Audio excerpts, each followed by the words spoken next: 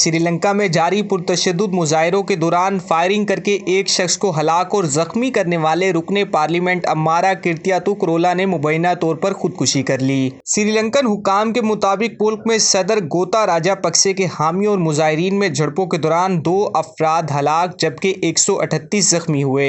Media reports के मुताबिक हुक्मरान जमात के रुकने पार्लियामेंट अम्मारा कीर्तियातु करोला को मुजाहिरीन ने घेर लिया। इसके बाद इन्होंने फायरिंग कर दी,